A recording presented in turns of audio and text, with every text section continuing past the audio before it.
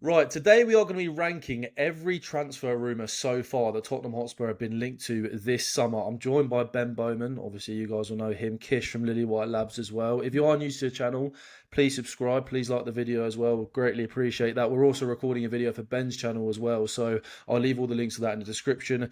Go and check that out. But guys, how you did, Ben? How you getting on? Yeah, I'm good, mate. I'm good. I'm Oh, looking forward to ranking every single Tottenham transfer room in this summer, baby.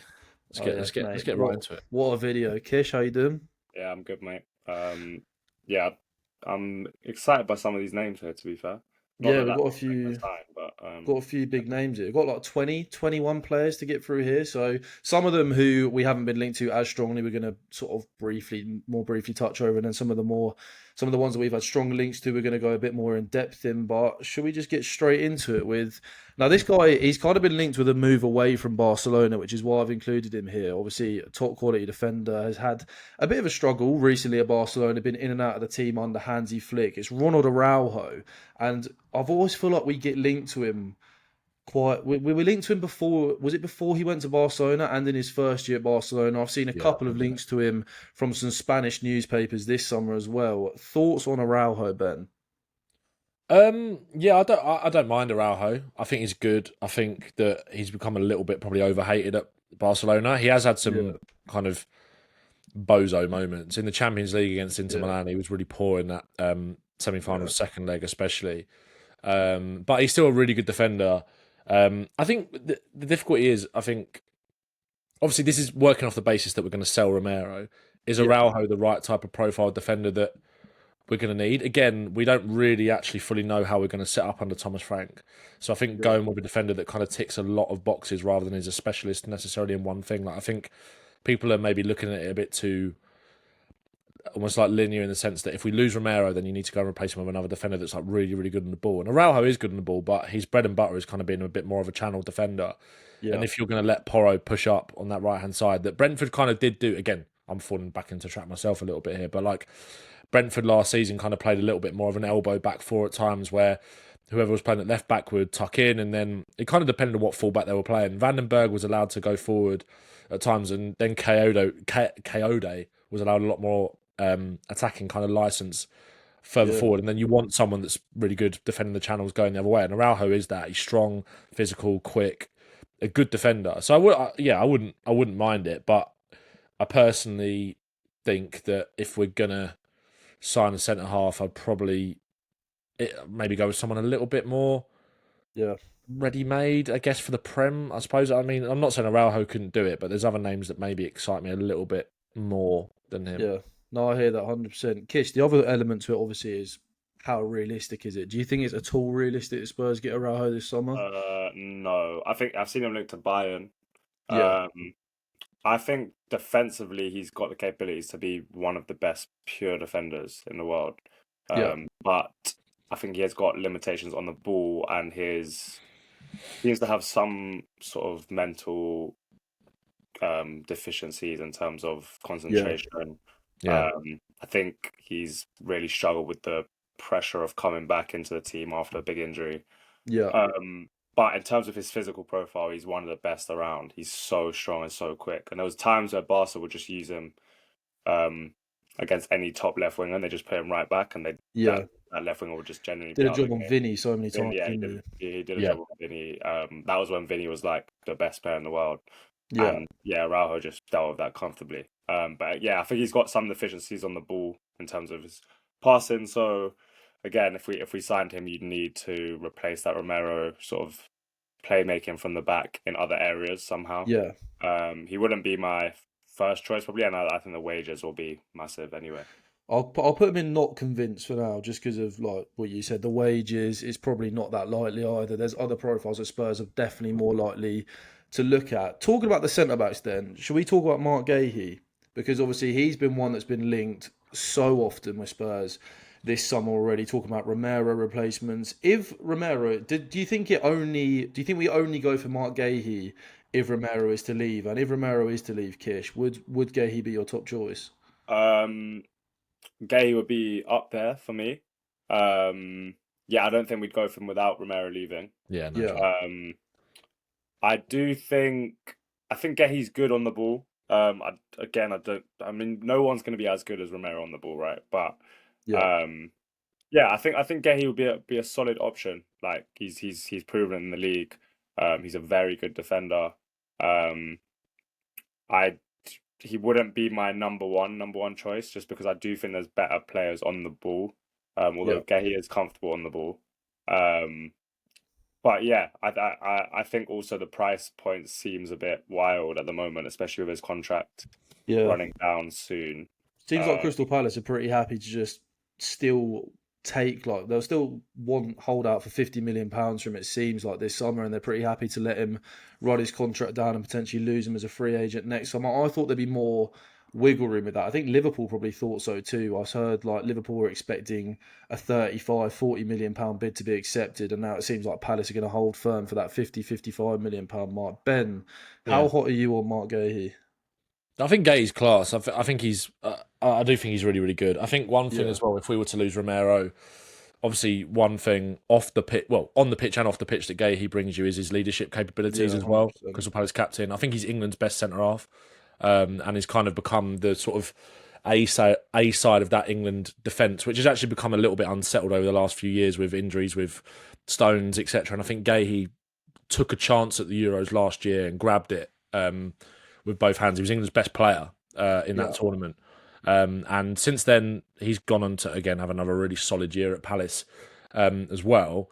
And yeah, I'd like Guehi, but I think it would only be one of those things as a Romero replacement, to be honest. Same, Because yeah. and I do think Guehi's on the ball capabilities get downplayed a little bit because of the drop off from Romero. Again, I don't think people necessarily appreciate outside of Spurs how good Romero is. I've seen a lot of Palace fans. I Yeah, think there was a little bit of.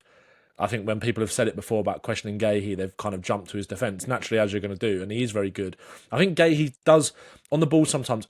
He's not like a line breaker. He's a bit more of a driver, I think, on the ball and can kind of go past players, yeah, but still looks a little bit clunky when he's doing that sometimes. yeah, Maybe I think Lacroix is probably a little bit better on the ball than him at Palace, but I think Guehi's good enough definitely to do it. And I think the one thing Guehi does give you as well, especially when you've got fairly solid options on the right hand side anyway, with Kevin Danso, who I think will play a lot of football next season. yeah, So 100%. hypothetically, for Romero is to leave, I'm not sure Danso is good enough to replace him as a starter. But one thing that we're going to talk about is obviously finding a backup for Van der Ven, whether that's a left-sided centre half or whether that's someone that can play both. Guehi is obviously very ambidextrous, like he's Yeah. very both-footed. So He plays left centre half for Crystal Palace, doesn't he? So yeah, I think exactly. He can play on the right. He can play in the centre of a back three again, which is something that Frank might do at times. So I think he offers you versatility all across that back line in terms of being a yeah, centre half. And then if yeah, you've got Vuskovic to come and play in that right channel as well, I think Guehi would be quite a good option if Van der Ven was injured or you wanted to rotate to partner alongside someone like him as well. I think they complement each other quite nicely profile wise. So yeah, I think Guehi would. If Romero went out the door, I think Guehi would be an absolute no-brainer. But I think yeah, it's caveated by those circumstances, and I actually don't think Romero is going to leave. So yeah, I would say yes, please bring, but I think only under the guise of Romero leaving. yeah. I'd say the same. I don't. Yeah, it's not a realistic deal to happen if we don't sell Romero, because then it'll be Romero and Van der Ven. I don't think Mark Guehi would want to be Also, sort of a backup centre I can't half. see Levy paying £50 million for a player that's in the last year of No, his contract. Like, no. it also doesn't make, and that's not, we critical of Levy as much as the next guy, but I don't think that's a Yeah, bad thing either, to be and I honest. think also if Romero doesn't leave this summer, it still remains very likely that he doesn't sign that new contract and he leaves next summer with 1 year left on his deal. Yeah, And same then you thing might happened with look at Harry bringing in Kane. Mark Guehi on a free transfer, for example. So yeah, I'm in the same boat as you. He's my top choice if Romero leaves. So I think I'm going to put him in the yes please bring, because I mean, even if he doesn't leave, then still bringing in Mark Guehi would be an unbelievable statement signing. But Yeah. I think, yeah, it's only really realistic if Romero leaves. But if he does, it's definitely a yes, please bring him into the club for me, Also, 100%. also, the only other thing with Guehi as well, I think a move to Tottenham would, the only other reason it's likely that it would have to take Romero to leave was that, bear in mind, you've got the World Cup next year for him. He's going to want to play football. Yeah, yeah, 100%. And to be fair, I think he'd get a lot of that Liverpool, even with Van Dijk and Konate still there with the Champions League and stuff like that. Whereas at Spurs, I think he would as well. But I think Liverpool, I don't know, is he going to go anywhere and be a guaranteed start? Like he'd come to be a Newcastle, guaranteed start from. potentially. Yeah, true. Yeah, No, I think I don't think it's that actually realistic this realistic summer, to be anymore, though. honest.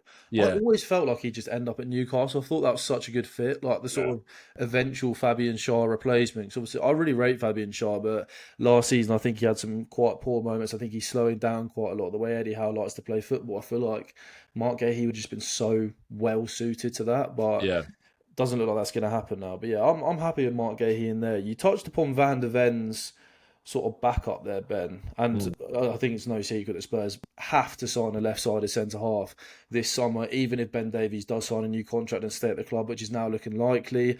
And I've got a few options in here: Arthur Teat, Esteve, I don't know how you pronounce his Estevez, I name, think. from Yeah, Burnley, Esteve, and Jared Branthwaite as well, who's obviously would be a lot more of an expensive option and could also be one that we look at if Romero leaves as that sort of replacement. I'll start with Arthur Teat, Kish. I mean, I thought he was brilliant when he played for Frankfurt against Spurs in the Europa League. I think he's a defender who's been quite underrated throughout his career. He plays for Belgium, plays in that back three for them on that left-hand side, and he is a versatile defender. He's somebody you can play in a back three, left centre half, and also left back too. Would he be an option that you'd look at this summer to bring in? Depends on how likely that is. Obviously, I think he's just signed permanently for Frankfurt. So Yeah, I think we've been sort of crying out for this sort of profile, left back, left centre back. I think we've kind of considered Davies as that, although I don't think Davies is that anymore. I don't think he's physically capable anymore to play left back. yeah, There's a lot of running involved often, especially under Ange there was, but we don't know how Frank is going to set up. But I assume there's going to be a lot of sort of fitness and endurance involved in that position. Teat's a really well-rounded player. yeah, Very comfortable on the ball, physically pretty dominant. I think he's maybe 6 foot. He has played sort of a range of roles as well there, like left centre back in a three, left back. He was also yeah, pretty advanced when he played against us. Like he was sort of putting in yeah, crosses and stuff. yeah, I think his flexibility is really good, and that profile is sort of really scarce in the market right now. There's not many players yeah, who can properly play left back and left centre back. And I think it would really improve our flexibility and how we set up. And we also know about Van der Ven's injury issues. Obviously, when yeah, Van der Ven's fit, we're going to want him to play when he can. Um, but you want someone who, when Van der Ven is playing every week, has the option to play elsewhere as well. yeah, Just so yeah, you can sort of rotate nicely like that. And I think flexibility in the back four is always great. Like yeah. you've seen Pep especially do that with kind of having those multiple profiles, having Vardio who can play left back, left centre back, Akanji, Ake as well. So yeah, I think those profiles are pretty important now in a modern day squad. Yeah. Yeah, no, 100%. And Joel Hatto as well, I've got next to him. I don't think that's really at all realistic for Tottenham this summer. Obviously, he's like the dream in that position, really, for me. Obviously, I think he's 19 years old, but the amount of experience he's already got at the top level is a joke. I'm going to put, do you reckon Teat goes in, yes, please bring him? Yeah, for me, I think so. I think he'd be perfect in that position. Ben, you concur on that? yeah. I mean, I think with Hatto, it's like it's worth a try. I think it's at least Yeah. worth a try. I think I'm this going is to a go guy that not convinced, kind of similar to Araujo, just because of that price, unrealistic nature of it. Yeah, I mean that's the thing. It's like we have shown that in Bergvall, Vuskovic, etc., we can attract some of the best young talent that is out there. But this is a guy who was the youngest 100%. ever player to captain Ajax, and for me should be on the shortlist of Liverpool, Man City, Arsenal teams that are above us in that kind of food chain at the moment. But he would be the absolute dream because I think Yeah. even in there as well, if Van der Ven was to maybe, obviously I hope this doesn't happen, but get poached by someone else further down the line, you've literally got someone behind him in that queue who can learn from him as well, who will get a lot of football at Spurs next season, who can then, you've got someone who's ready made to come and slot in. Different sort of profile as well. No, Yeah. I like Teat. I've not seen loads of him. That kind of quarterfinal game was the most I feel like I've been aware of him and watched him play, and he was Yeah. good. Yeah, he was definitely good. I think I do. For me, the profile to target is someone who can be flexible. I don't Yeah. necessarily think we need 100%. to go and sign a left back and a left centre half. I think killing two birds with one stone would be the smart thing to do in terms of balancing the squad. as well, considering that we've actually got Spence, who I think was better at left back last season than he was at right back. Again, I think when he played at left back, he was playing in a more stable setup. When I say setups, more stable team in terms of the players around him as well. I think when he got minutes at right back towards the end of the season, I think it was just when everything was just dead and buried. Like there was a bit of a mess and mishmash of a setup around him. Whereas again, at left back, he played a lot consistently better in a much more well-rounded team as well, and a much more well-rounded setup under Ange. And I think again, when you think about how Frank used King Lewis Potter at Brentford, if we are plugging in and playing a similar setup to what Brentford did last season, hypothetically, someone who is right-footed on that left-hand side, being able to dribble in, that winger can kind of hold the space on the touchline, but also gives you the room for him to make central runs as well, and Lewis Potter can kind of thread those balls through and find the strikers that are going to run in behind. I think having that profile that is going to drive and take 3-4 players out the game with that ability to dribble, I think Spence is kind of invaluable on that left-hand side to be able to do that, to open up space for other people. So we've got a really... I'll just add on that on Spence in terms of he's going to keep that width, and at times he'll come infield, but when he wants to hold that width, he's got that sort of Travella outside of the boot, pass in his locker, which I think is such a small detail, but actually a really, really big thing. Especially he doesn't look awkward, does he, on that side? No, and exactly. He's comfortable going down the line and probably slipping those passes through, even if he's sort of on his wrong foot. Also, how many times did he do it? I think there was a goal that was in my head. I'm pretty sure the lovely goal against Alkmaar that Odebear scored, the third goal, that was Spence left-footed cutback from the byline, like after some nice work down that side, going round the outside. So I don't think we need to sign a left back, and I think it should be a hybrid kind of player. And there haven't been that many links to a left back, have there? Like I haven't got any in here. I haven't really. I think Spurs fans are kind of trying, because we've been linked to Walker Peters. I think a lot of Spurs fans are trying to push the Sirkin thing, which I think obviously Sirkin is a really talented player, but I think I'd rather give him a year to show that he is Premier League quality at Sunderland before maybe Spurs do push back on to bring him back. Obviously, it makes sense for the club trained situation in Europe to be able to maximise the squad that we can have, obviously. But I think Hatto would be obviously the dream for me. Yeah, but maybe that's not realistic right now. But I do think I think it's one of those ones where you never know. If nobody goes in for him this summer, just have a try. But there's a few other players on there as well, like in terms of the centre half. I think Branthwaite is good enough to play on, again, kind of going back to the thing that we were saying earlier about Guehi. Branthwaite obviously naturally more comfortable on the left, but I think this was something that we didn't really realise before. Played quite a lot on the right at PSV as well. He's just quite comfortable on both sides anyway. And I think, but again, I can't see that level of signing coming in unless Romero was to go. I think it's definitely going to be more of a case of like a player that clearly knows his place as a rotation option, or is going to be someone that's younger that has more of a long, a longer timeline to get to the first team. Especially, we've got quite a lot of centre backs as well. Like if Romero was to stay, like we've got Romero, Van der Ven, Danso, who's signed permanently, Dragusin, who I don't think they're going to be able to get a fee for this summer, although he is back working hard in training for rehab, so maybe he will be back for the start of the season and then maybe back to maybe cash in by the end of the window. But again, he's a player that Frank might look at in terms of that profile and actually quite value that in the squad, someone who's a really good box defender. I think he'll quite like Dragusin. And I'm not Dragusin's biggest fan, but I think we'll see a lot better from him where he's more protected. Yeah, and you've got a manager that, we're going to say this about so many players in different positions throughout the squad, and with players that are going to come in potentially as well. You've got a manager that wants to play to players' strengths and platform and profile them correctly to do that. So Dragusin comes straight back in the game, in my opinion, with that. Although, if a good offer came in, I would happily take it. And then you've got Vuskovic to add to that as well, and then potentially Ben Davis if Spurs aren't looking to get a fee. Yeah. So I think it should only... that's why I think hybrid makes sense, but I can't see Branthwaite unless a Romero was to go for it. I think these players are like... Branthwaite is one of those where, like, if we linked to him, then 100% would be a great signing. And I think it becomes a lot more prominent when we get the Romero news, which is why I think a decision on Romero has to happen early this summer in terms of what is going on with him. It's difficult because obviously...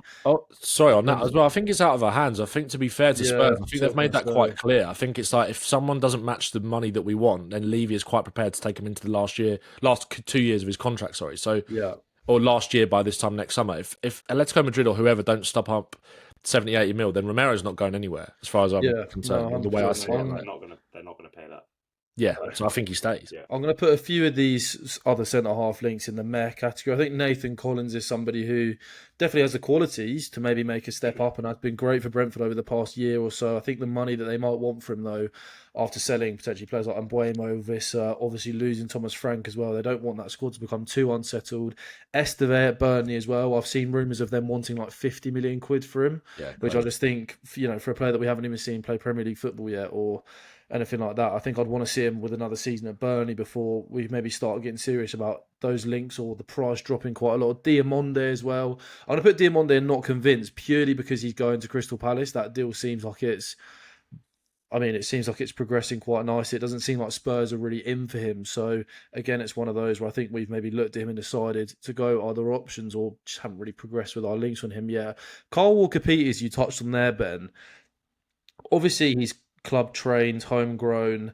It feels like because he's a free agent this summer, right? Yeah. So it feels like it's kind of one of those where it might be a bit of a no-brainer for Spurs to just bring him through the door, just for registration purposes and for the fact that he does have something a little bit different, I think, in terms of the versatility, the technical quality that he's got, and somebody who could be quite useful. Would you look to bring him in?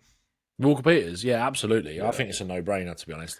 So do I. I think we're in a bit more of a pickle than people realise with the club train situation with the Champions League, and I actually think he, again, even bringing in one club trained player opens up things quite a bit more significantly for Tottenham. So that totally makes sense. I think, like always, obviously we touched on it with Sirkin. Like I think I would, although if I would be happy if we did it, I wouldn't mind that at all.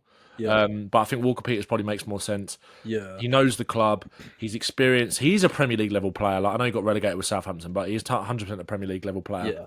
There'll be people that have issue with it because it's not the level of ambition that we want to see. But I think as long as we see that in other areas, Walker Peters makes more sense. What do you? Because we're not going to have 4 elite fullbacks. You know what I mean? Yeah. We've got a very good pairing. Spencer's arguably as good as a backup, or potentially pushing first choice on either side. So your fourth fullback. What more do you want? You want a homegrown, free signing, can play both sides. Yeah. It's ideal. He's a bit. He would be our oldest fullback as well, so a bit more experienced there. It ticks every box for a fourth choice fullback for me. We saw it with Walker Peters when he first come through at Spurs. Like he's very good going forward as well. Like I remember, was it the Bournemouth game at Wembley? We got like a hat trick of assists. And we were going back a long time now, but like I think if you put him around better players as well, like in that Spurs team, in a settled system, if you've got Van der Ven behind him as well, really technical.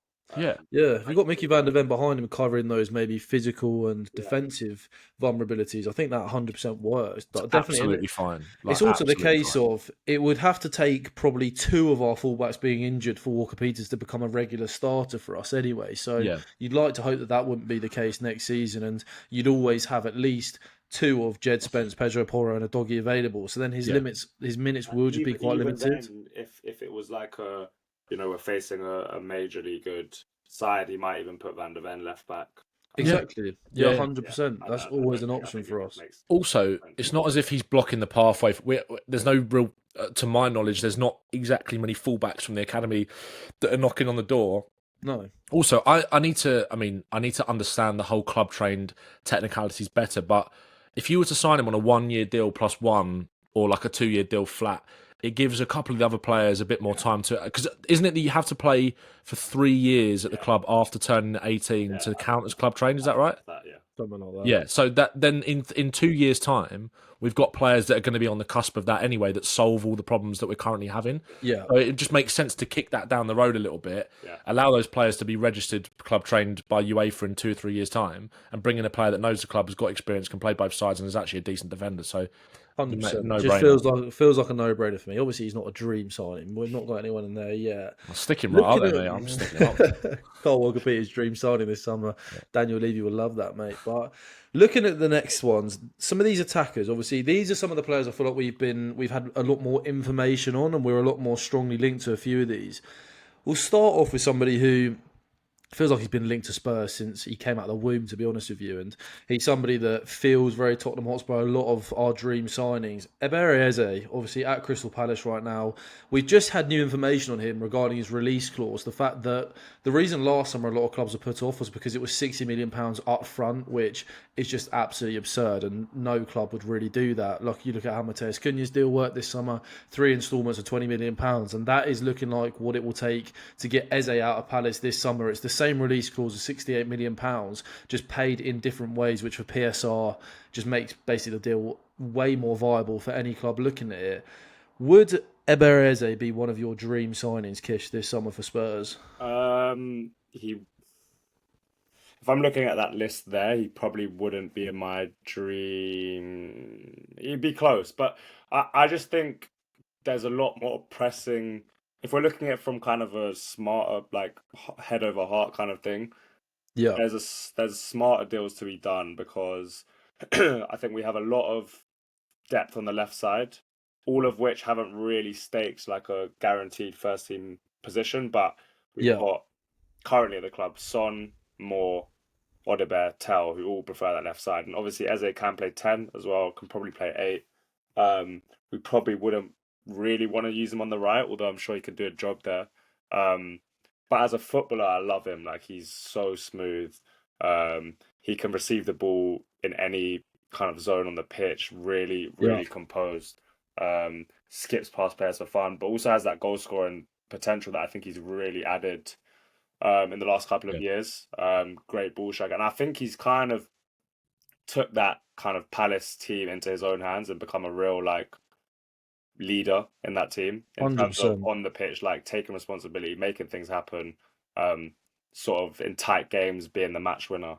And Big that's, moments last year for them, especially yeah, in the FA Cup. big. Quarterfinal, semi-final, final, scored the winner in all three, or And scored so a yeah, goal in all three. I think he's definitely ready for the step up. And Yeah, I don't doubt that he'd seamlessly fit in. It just in terms of position, I see other players there who are more flexible and more able to play on the I right. want to add in Xavi Simons to this conversation because obviously, Kish, I know that you are a massive fan. Would he? So obviously, I feel like these three are in a similar category: Yeah, Mohamed Kudus, Xavi Simons, and Eze, where we might get one of these this yeah, summer if the opportunity is there. You go big and spend big money on one of those three yeah, players if the opportunity is there. Out of those three, yeah. is Xavi Simons your top choice? It would be between him and Kudus. I think Kudus for me makes the most sense in terms of squad planning. Yeah, We're a bit lighter on the right. I yeah, do think now, the more I think about it, I think signing a pure winger this summer doesn't make sense because we I have. agree.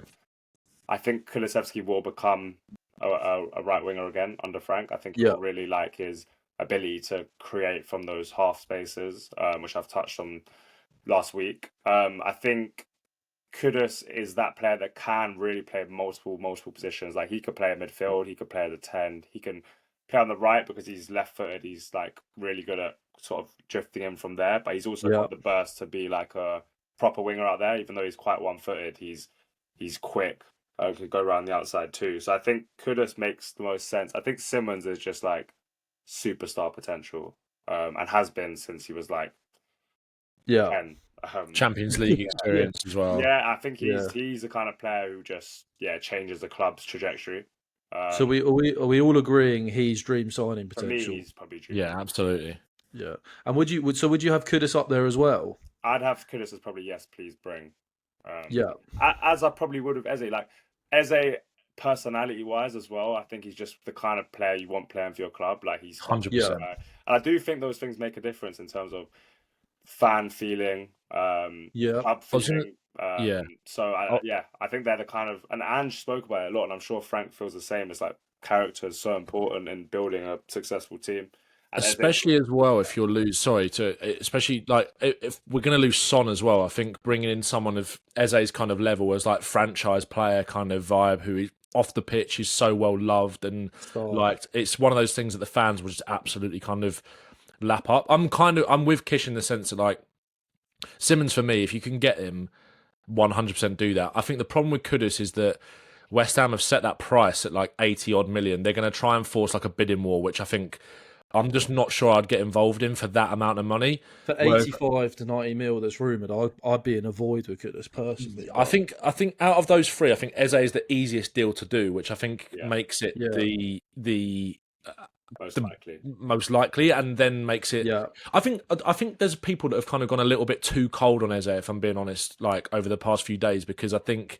they see Simmons there, and I think Simmons makes more sense, like Kish kind of touched on, for squad planning purposes with Kudus, because Simmons can play on the right, left, and 10, whereas Eze is, I think, a bit more restricted in playing 10 and on the left. And even when he plays on the left, he's kind of more of a pocket player than a winger anyway. I think his chance creation and his and stuff from out wide is actually really good. Like, still, he can kind of drive in off that left hand side. You do see him picking it up on the touchline quite a lot, especially on the left for Palace, where Mitchell is a little bit more reserved going forward as well. He does tend to drift to the touchline and drive in from there.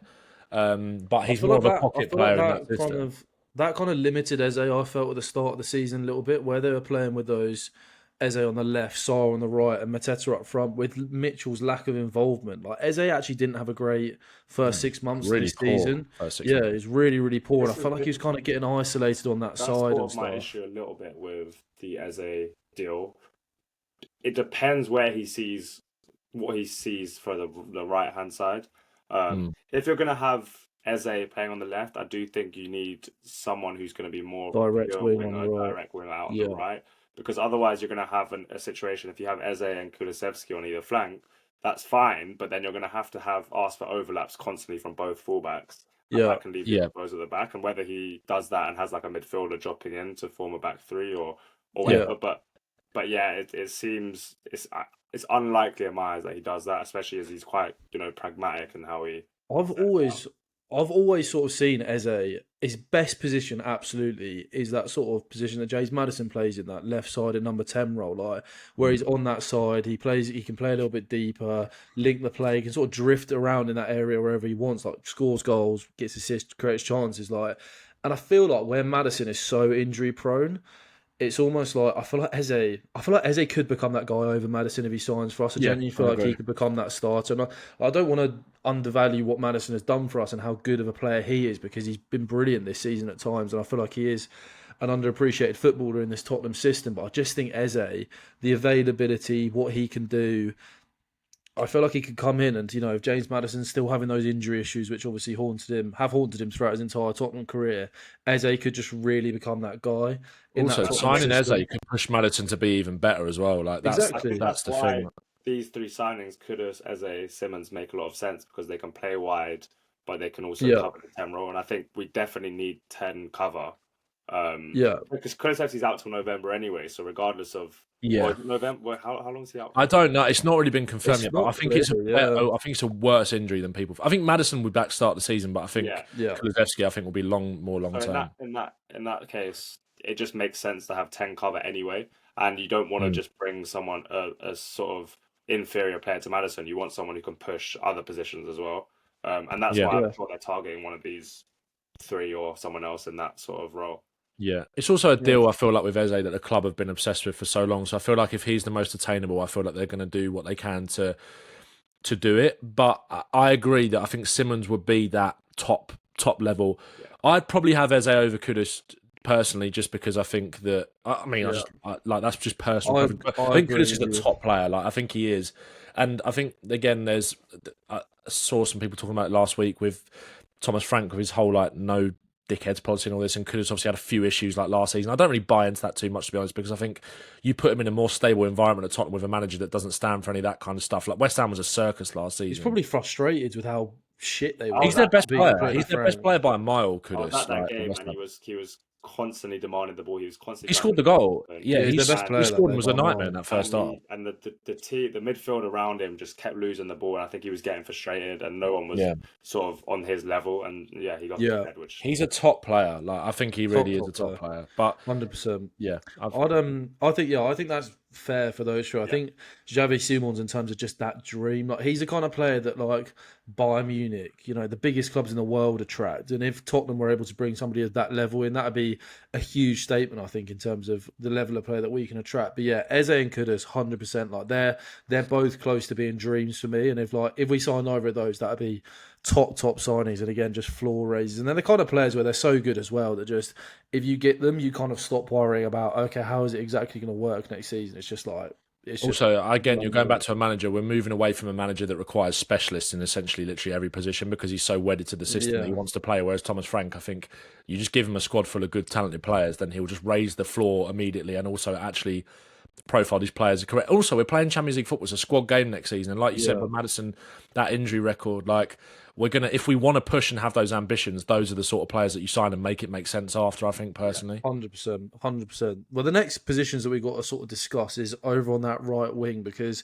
we are still linked to some right wingers. Brian Mbeumo, Antoine Semenyo. I've seen some Noni Madueke links as well. Obviously, him being former Tottenham player and Chelsea, apparently willing to listen to offers for him, which I think a lot of people find mental. I find that quite mental as well, to be honest with you. Given their winger situation now, I think he's one of their better wingers.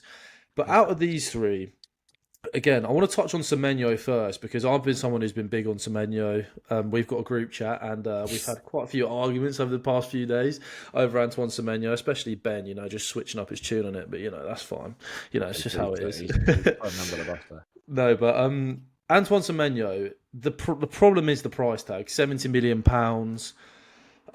Is a lot of money. It's too much money for somebody like Antoine Semenyo. Let's be completely honest about it. Regardless of how much I love him, paying 70 million for Semenyo just feels a bit silly. So, given that those are the firm conditions of the deal, because Bournemouth they're only going to accept 70 million or above for him, given the fact that they've already sold Zabine. Well, it looks like they're going to sell Zabine, obviously Dean Huijsen as well. Milos Kerkez are not in a position where they need the money or need to sell. £70 million for Antoine Semenyo. Where are you placing him in this list, Ben? Not convinced personally on the Not price. convinced. Like Yeah. I think that's crazy money to be asking for Semenyo, who I Yeah. think is a really talented player, and I really really like him. And if you could get him for around that 40-50 mil price point, then I think it becomes He'd be up here for me. instantly more. Yeah, For he'd be that. in that Yeah. yes please bring category for me because I think Frank would love Semenyo in terms of his hard work, which is Frank's. I mean, it's not that impressive, but his modus operandi is like hard work. If you don't do that, that's the bare minimum. Semenyo is such a good presser.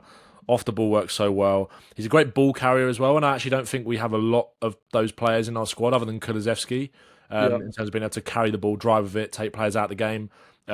Loves to get shot off as well. Again, I think some of our players lack that bravery in the final areas of the pitch sometimes as well. Yeah. Very both-footed, very good dribbler on both feet, which I think is something that we have in players like Odebear.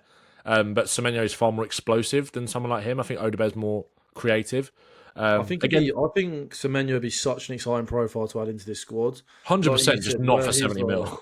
yeah, where you said he's like, I've loved Semenyo for such a long time, and like I feel like people forget with Semenyo, he's 24 or 25 years old. 25, I think. Yeah, so he's still got so much room to sort of grow and develop. His career has gone like this. Like his career has taken such a leap. I think he was playing in the Championship. I think he had a failed loan spell at Sunderland, and was he at Coventry as well before he went to Bournemouth? And I think the people weren't that hard Bristol on him. City. It was Bristol City and Sunderland. Yeah. So on his talent, I think he's surprised quite a lot of people already with the level that he's already gotten to. I think when you look at a lot of our wingers, I think we don't have somebody who can go on either foot, who is so willing to take shots on, who's so brave on the ball, who sort of creates things by just being a problem.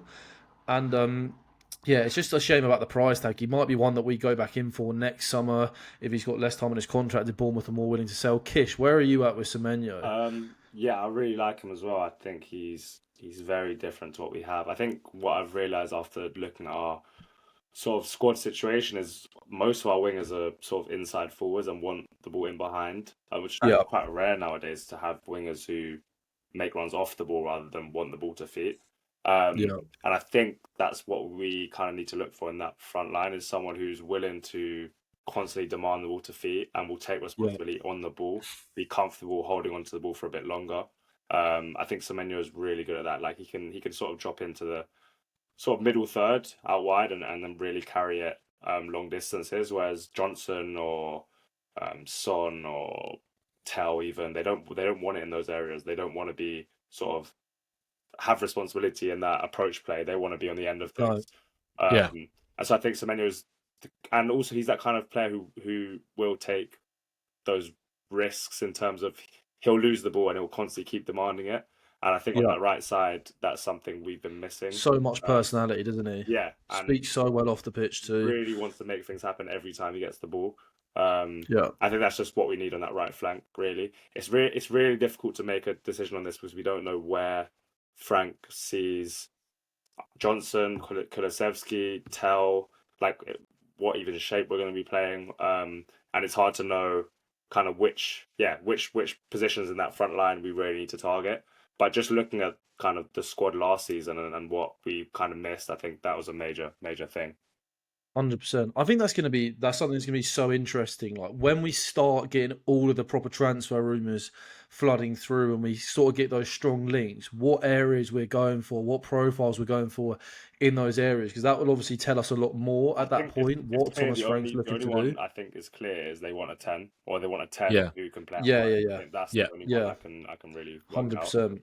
Yeah, no, And definitely. do you think as well that kind of, again, I personally feel like the 10 that can play out wide thing is driven from the obsession within the club around Eze. Yeah. I think because they're so desperate to get that player, Yeah. I think then the links off the back of that then come from that. That's where it kind of starts. Because I think they could be more worried about Madison's injuries as well than we. Yeah, I 100%. think there was points last season where he was fit and they weren't playing him. And So I think reluctant to use him. He was nursing a lot. And also, when you think about how Kulusevski was just run into the ground last season, and I think that injury that he got is obviously a lot more serious than was initially first made out.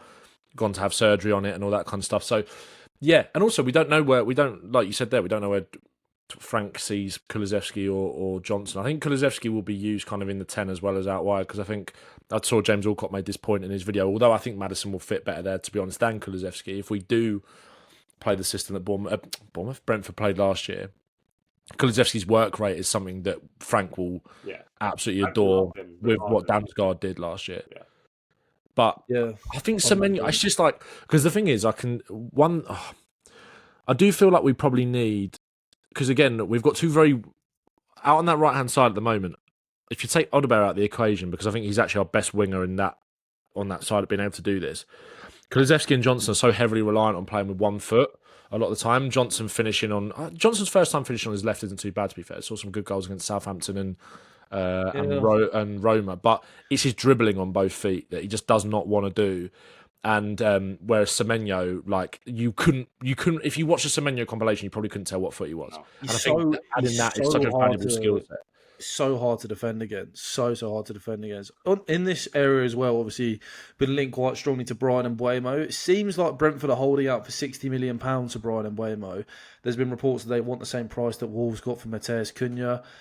With Mbeumo, I feel like I was really not that hot on him heading into the summer. Got a bit more convinced on him, especially when the Thomas Frank rumours started coming around, because it just made sense in my head. I was like, Frank and Mbeumo, bring them. I've now sort of gone a little bit more cold on it again. I'm not, like Kish said, when you're looking at those profiles that you want out on that right-hand side, I'm not sure how much Brian Mbeumo comes in and makes a huge difference. Like, I don't know. How do you feel on Brian Mbeumo, Kish, in terms of signing for Spurs? If we're talking about that sort of 55 to 60 million pound mark. I think of the attackers we've spoken about, I think he's right up there with the best. I just don't see why we'd be looking for another one of these types of players. Son, I think Son's going to be leaving, but Son, Tell, Johnson are all players who want to kind of make those out to in runs from wide areas into the channels and sort of get on the end of through balls and back post runs. And I think I've seen a lot of Mbeumo kind of compared to Salah a lot. Like he's that kind of player, like a just efficient, wants to be in those central areas, wants to get shots off, but doesn't really want to be taking on his man, doesn't really want to be the one kind of going around the outside, putting in crosses from wide areas. And I think we've got enough of that. I don't see why we'd want that as well. Although he would obviously be a step up from all those players in that way, it just doesn't make sense for me to spend chunk of the budget on another type of another profile that we have so much of. Personally. I agree, because I think his chance creation from coming from wide areas comes a lot more like what you touched on with Kulusevski earlier, Kish, where it's like a lot of those half space kind of crosses, those little floated crosses into the box, dinked in from those kind of areas. He's not exactly whipping the ball in from the touchline or creating much from out there.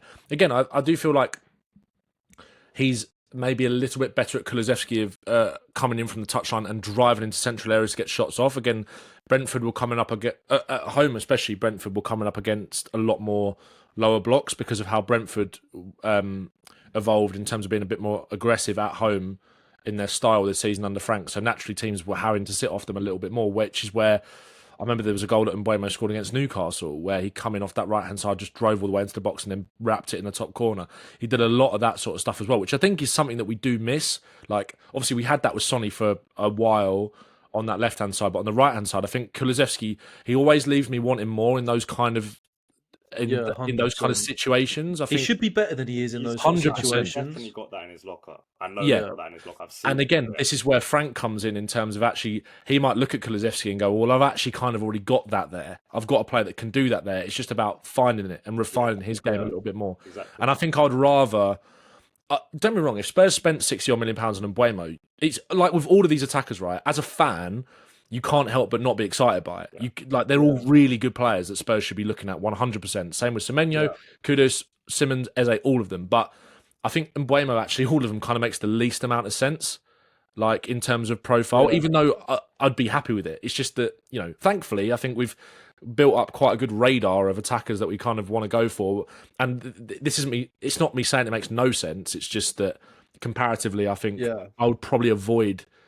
I don't see it spending that happening amount of either money. now. I don't see it happening. It won't happen now. I think see it him goes going too United. So I put him in that meh category, just obviously because he'll be a little bit cheaper than Semenyo. Still a brilliant player. Still one that, just to if we he's did obviously sign not a him. meh player. He's a very, very good Yeah, player. yeah. Like, it's just it's like makes sense. Araujo, Hato. Like, if we actually signed these players, we wouldn't be like not convinced on it. It's just the situation surrounding the deals, what Spurs really need this summer, etc. Noni Madueke, the last one on that right-hand side, who we are being linked to at the moment. It's so tough with Madueke. So obviously, he's been at Spurs before. Do Chelsea's new owners care as much about the sort of Tottenham thing, or do they just think if Spurs bid the most money, we're going to sell to Spurs? I kind of feel like that probably would be the case. Yeah. If Noni Madueke, us Gallagher and Disasi. I agree. I don't think that would be as much of an issue as it potentially would have been under Abramovich, especially after all that Modric thing happened and Levy and Abramovich's relationship.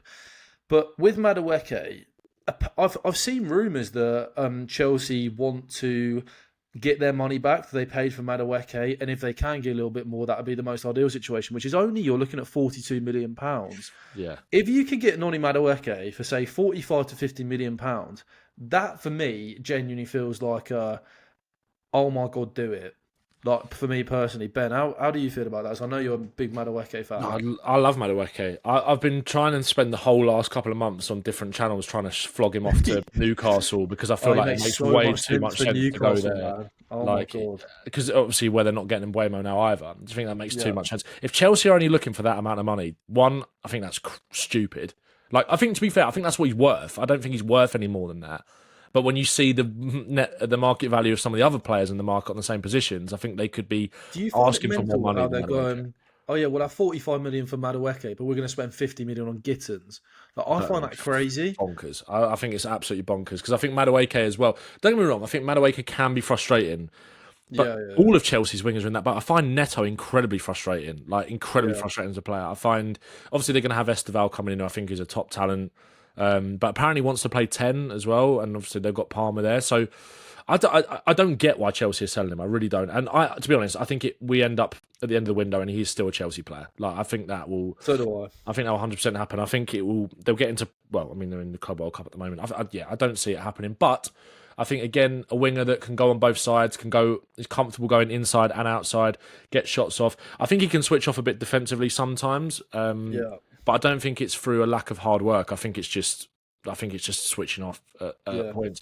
I really like him on the left as well. I like a better left foot, I think, than people give him credit for. He's a really good crosser. His left a fair bit. So yeah, I think he's left-footed, isn't he? Yeah. Oh, not his left foot. Sorry, his right foot. Yeah. No, Madueke's quality. I think if you could get him for also around the 40 million price point, it allows you to do more business as well. That Spurs could maybe 100%. go and get a different profile of winger, or still bring in another versatile attacker potentially. Like, it shouldn't limit Spurs too much, but I'd do it. If they were all the same price, Madueke, Mbeumo, Semenyo, say they were all available for £50 million this summer, Kish, what would be the one there that you would look to bring in? I would probably go Madueke, probably.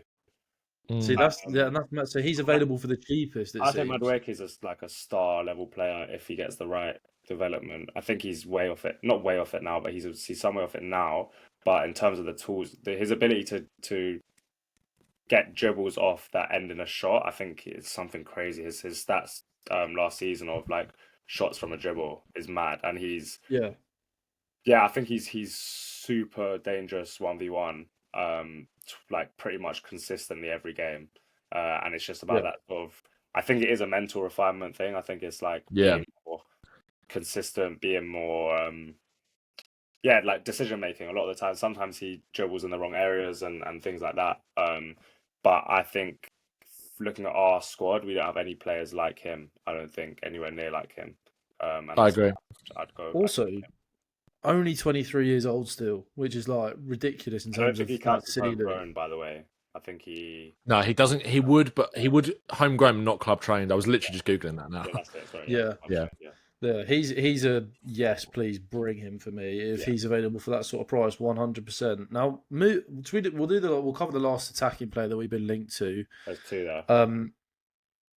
Two there. Yeah, those Where's two. the other one? The last two. Oh, yeah, Gesson sorry, and yeah, Callum yeah, yeah. Mwendo, yeah. Yeah. Callum Mwendo, obviously, it was a couple of days ago it came out that Spurs were interested in him and showing potential interest in him. And I think, obviously, that caught on Spurs Twitter, people getting quite excited about it. Kish, how do you view Callum Mwendo as sort of the profiles? I think a lot of people watching the video might not know too much about him.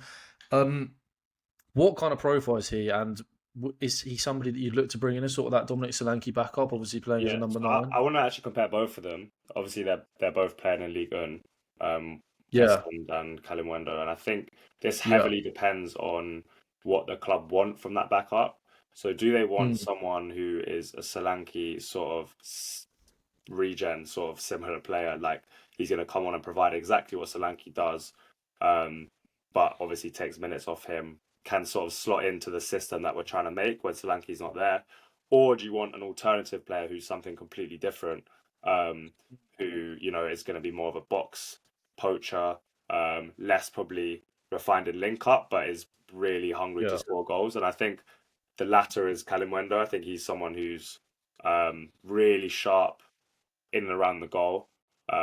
Sort of has that kind of, that Aguero ball striking where it's like no backlift, like Yeah. powerful into the roof of the net.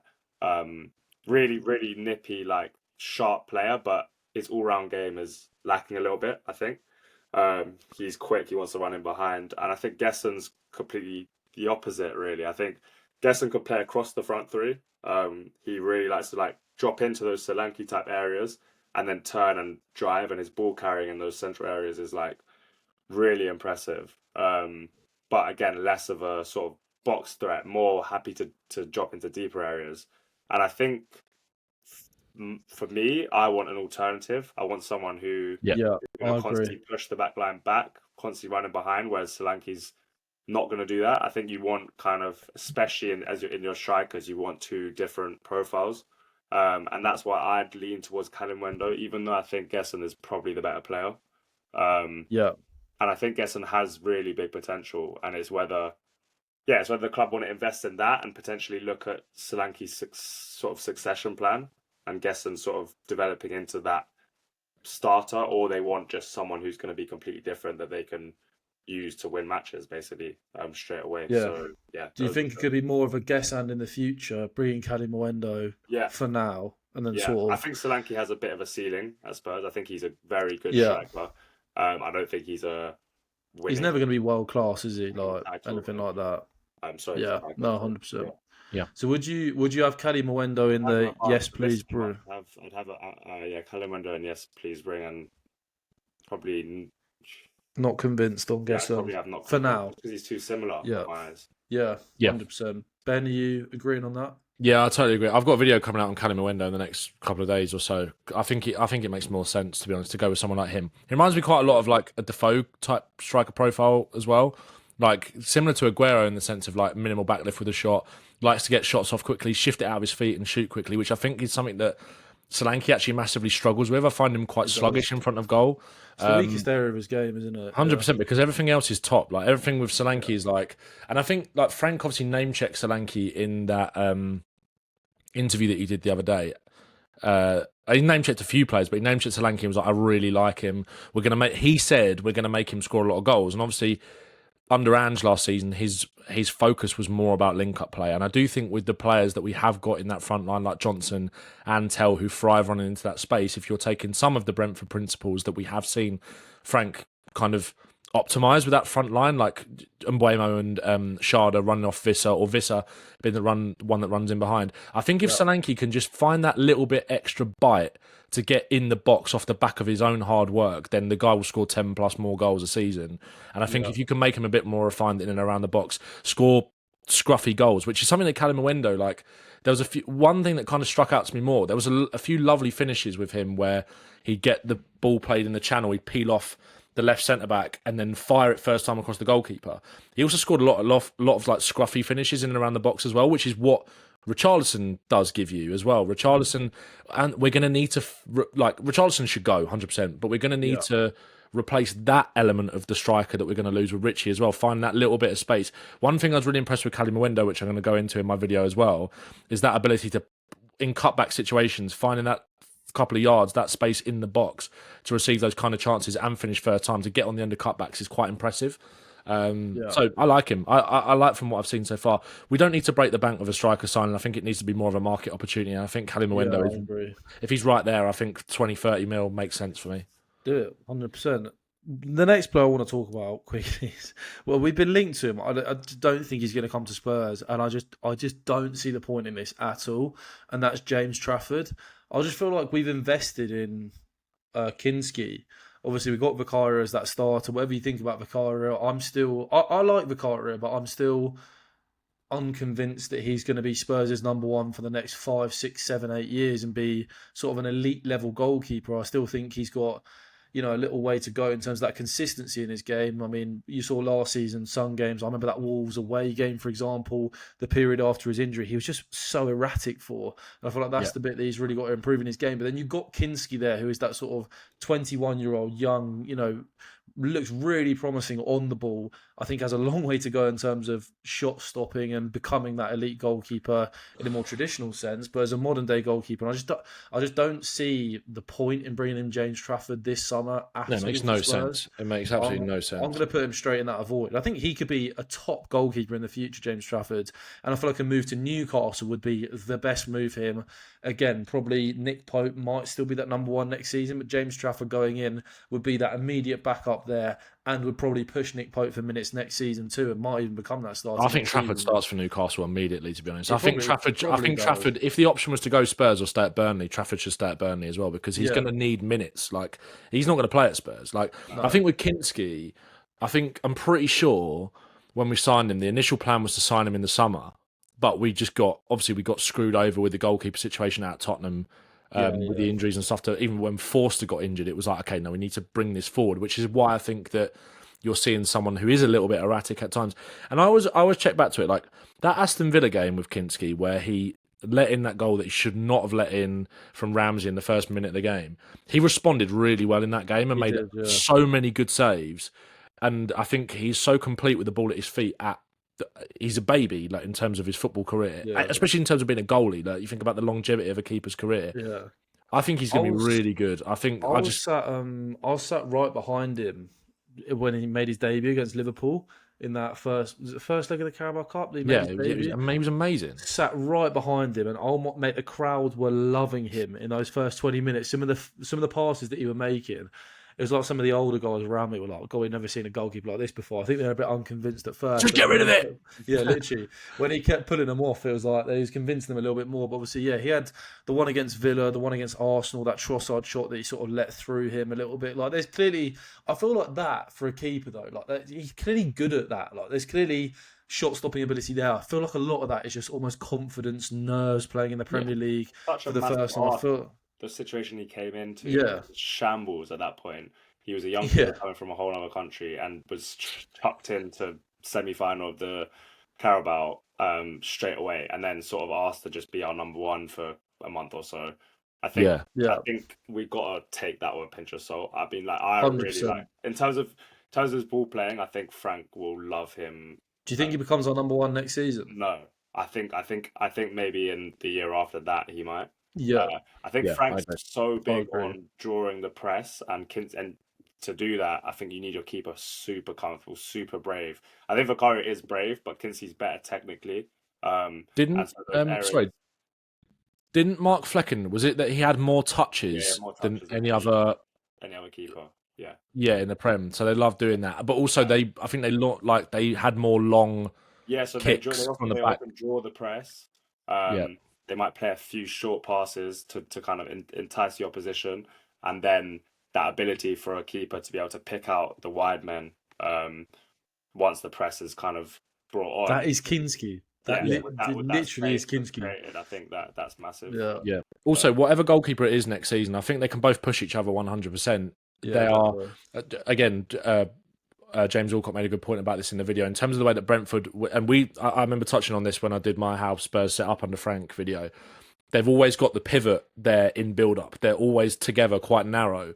And that Yeah. immediately gives whatever goalkeepers in goal for Spurs a lot more passing options. There's always an option. Whereas, like last season, you've got the DM coming in between the two centre backs. The build up pattern was so structured and Yeah. just really risky. The Obviously, fullbacks this is were risky as well. the fullbacks were playing number 10 positions in build up half the time, and like Yeah, it would it's be past the just either not. centre back or past the number 6. Otherwise, that you Bro, haven't our got build anyone. up last year was actually like, oh my god, I can't even, I So don't even want yeah, to talk so about whoever it is, that goalkeeper, there's always going to be.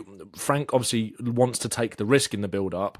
Having Yeah. those two DMs narrow is taking that risk because if someone it baits out those two players, obviously, and if you lose the ball in a very dangerous situation. But at the same Yeah. time, where that fullbacks are standing a little bit wider. You've got the centre back still that's split away from the goalkeeper. There's always an out ball. Like there's always an Yeah, out ball. So I think whatever goalkeeper is going to be a lot better on the ball, whoever it yeah. is.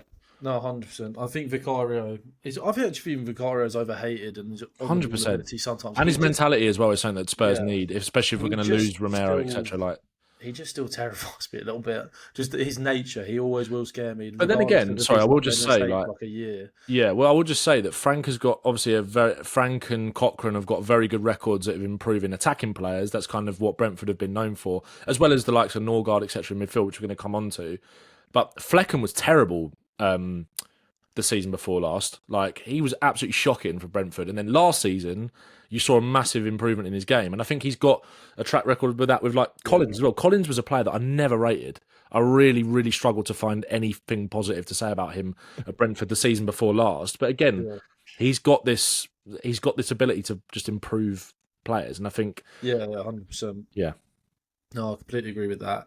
Now, the last position we're obviously going to talk about that we've been linked to is that DM position. I think we're all in agreement that a DM is pretty key for Spurs this summer, especially if Yves Bissouma is to leave the club. Obviously, Thomas Frank is more likely to play in a double pivot system with Spurs because it just makes so much more sense for our midfield profiles than what Ange Postecoglou tried to do, which was obviously have that six that sat deeper and had a lot more of their own defensive responsibility and responsibility in possession, kind of in there on their own, and that led to some of the performances that I think we saw from Basuma and Bentancur just really struggling in those areas at times. But to add a different profile, I really like João Palhinha, and I feel like his stocks have really fallen at Bayern Munich just because he's not been in favour with Vincent Kompany, he's not played a lot of minutes, and I feel like people sort of labelled him as something that maybe he is. Like, he is quite limited on the ball, I feel, João Paulinho. But what he does give you, and what I think he gives Spurs, is just a completely different option in that midfield, like a complete destroyer. Somebody who, out of possession, was literally the best in the league out of possession, alongside players like Moises Caicedo and Rodri when he was at Fulham in terms of those tackles, those interception numbers.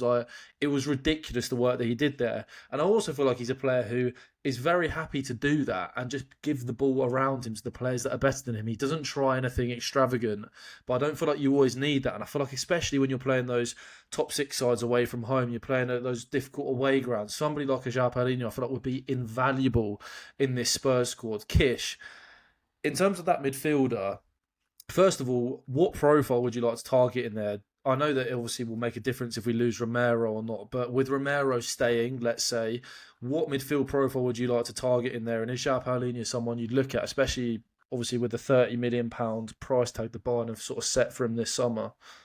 I think ideally you want someone who's both defensively sound and a good passer. I think we've got so 100%. many carriers in midfield, um, which for some reason, like we've shaped this squad so weirdly because yeah, you've got four midfielders there, Gray, five even who are more likely to carry than play passes really. Bentancur, Yeah. Bergvall, Bissouma, Gray, Sarr. None of them are. I mean, Sarr you could argue maybe is more of a passer, but Yeah. again you want him covering ground and stuff. You're not going to have him sort of picking passes from deep areas really.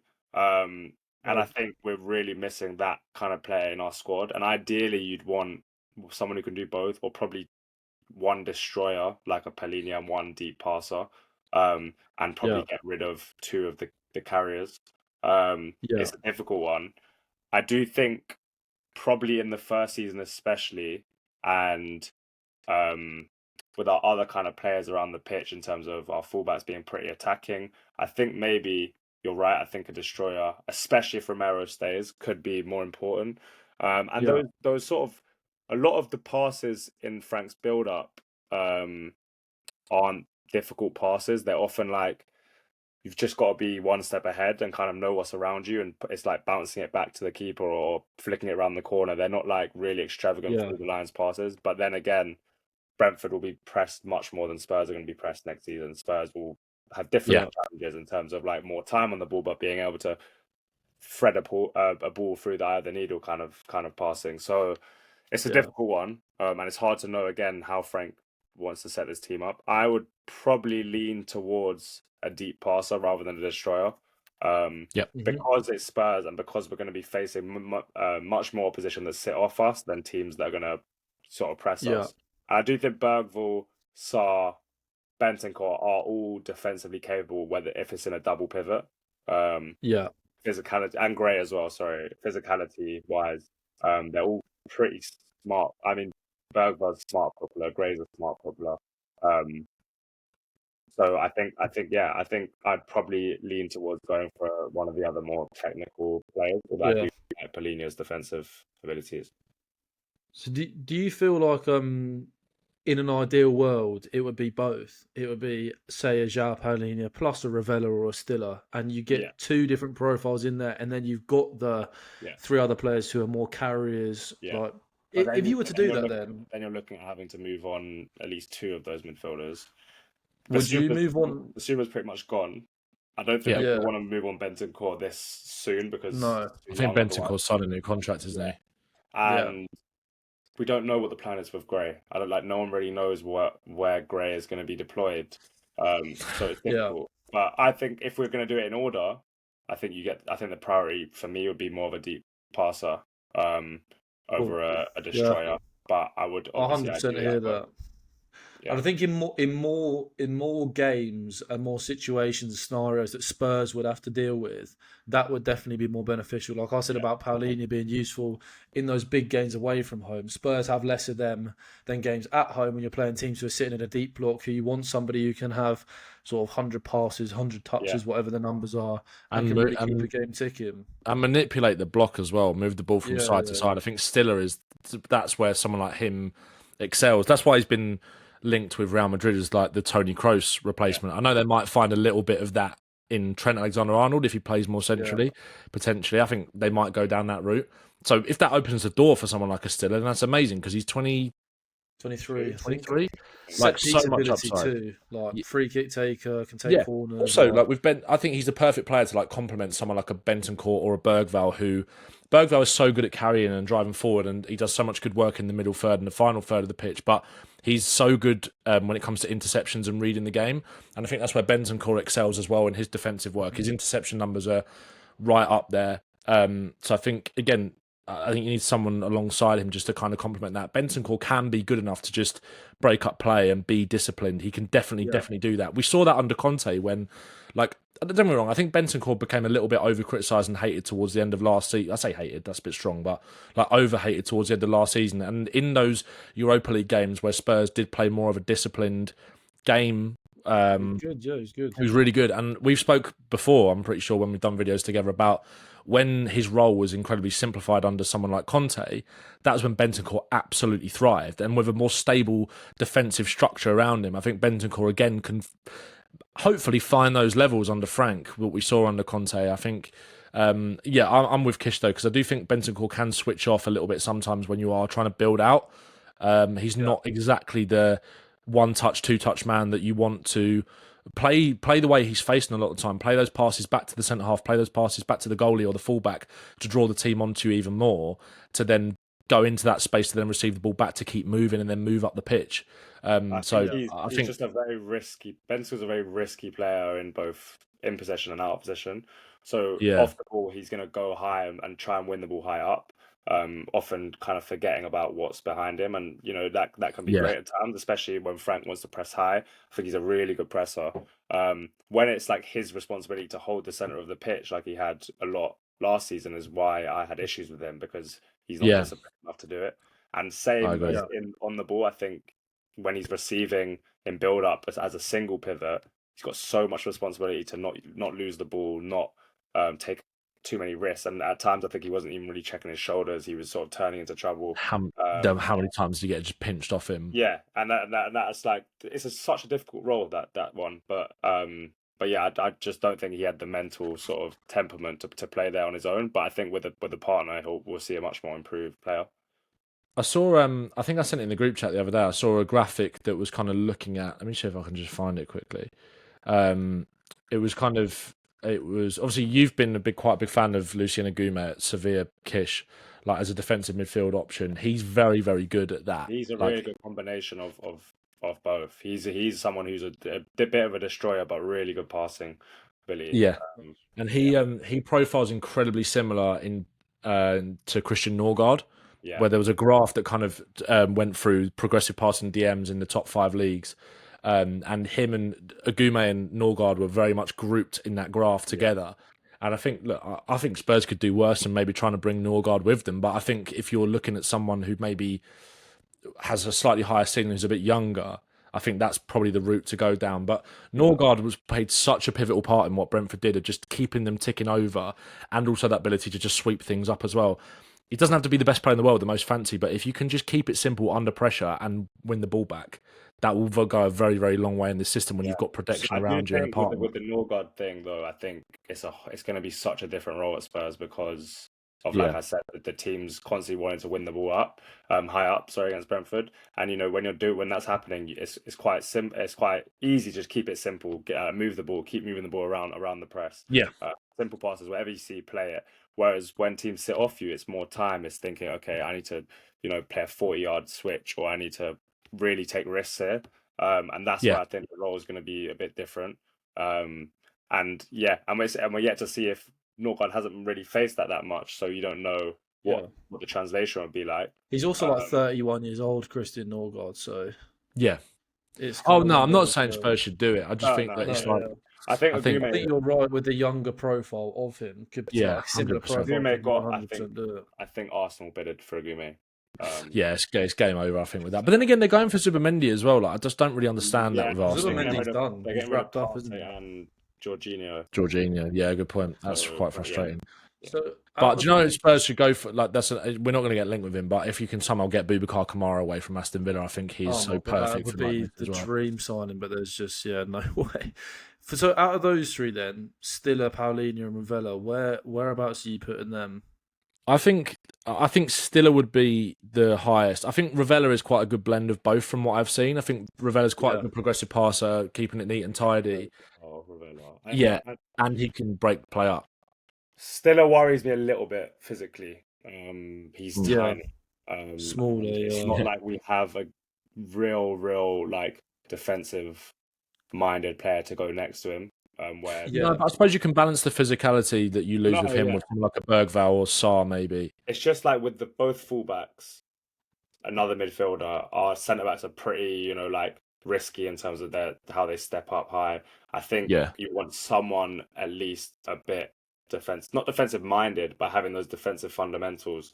But again, it depends. Like if you want a deep passer, you're not going to find better than Stiller on the market. I don't think. Yeah. So yeah, I'd Certainly for probably the have him value as above. well. I'd have him above Ravella and Paulinho, but he wouldn't like be my first I'll choice put out there. Stiller in the split. I'll put Ravella in Meh for now, and then I'll put Paulinho in Meh as well. Do you think Yeah, just because of those limitations on the yeah, ball?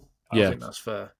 I'm pretty happy with that list. I think obviously a lot of the players that we'll get linked to. I think in January, if you were doing this list, there'd have been about 1 million players in a void with like Disassi and all the players that we were linked to. But I feel like this summer so far, a lot of the transfer targets make sense from one point of view. You could probably argue both ways on a lot of them. I think a lot of the more solid links that we've had are in those sort of meta, yes, please bring them in Yeah. sort of players. I think obviously so much of some transfer window depends on the sort of budget Spurs have.